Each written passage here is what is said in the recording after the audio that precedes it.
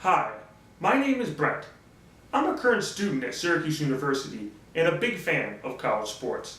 Today, I'm going to be talking with you about some of the controversy surrounding college athletics, specifically the idea of pay to play for college athletes.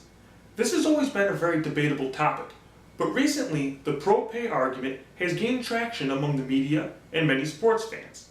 Derrick Jackson of the Boston Globe says this: "Big-time college basketball and football are professional to the point of predation, as universities and the media make billions off amateurs who cannot get paid. It's time to drop the hypocrisy and pay the players." Dr. Boyce Watkins, a finance professor at Syracuse University, goes even further. He says, "The truth is that not paying college athletes is an exploitation of the black community more than any other, since most of the top college football and basketball players in the United States are African American." Although the quoted statements seem powerful, they are just plain wrong. What Mr. Jackson and Dr. Watkins fail to mention is that student athletes are already paid.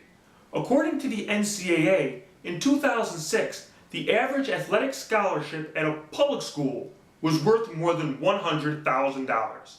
At many prestigious private institutions, the value of these scholarships that not only cover tuition and fees, but housing, books, food, transportation, and even a stipend for odds and ends can grow to over $250,000.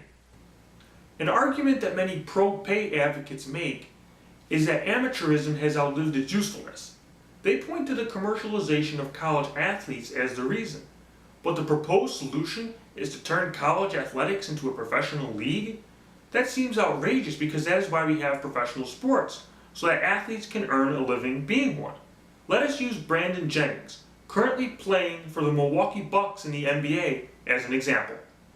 As a top high school basketball player, he had the type of skills that he could make money off of right away. Since the NBA has a requirement that all players must be 1 year removed from high school graduation before they can play, Jennings decided to play in Europe a year instead of attending a college to play basketball. In this year, he made $1.2 million in Europe and then went on to the NBA. This option is available to every player. For a second, let's say that we should pay student athletes. A question we must ask ourselves is, what would that do? According to Dan Cassavough of Imprint magazine, big-name schools like Duke, Texas, North Carolina, and USC would be able to pay exorbitant amounts of money for the best athletes. This would create a huge talent stratification among schools, completely ruining competition.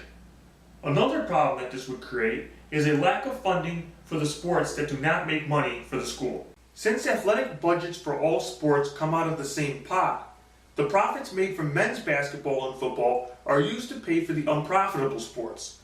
Many of these are women's sports that the schools are required to offer because of Title IX.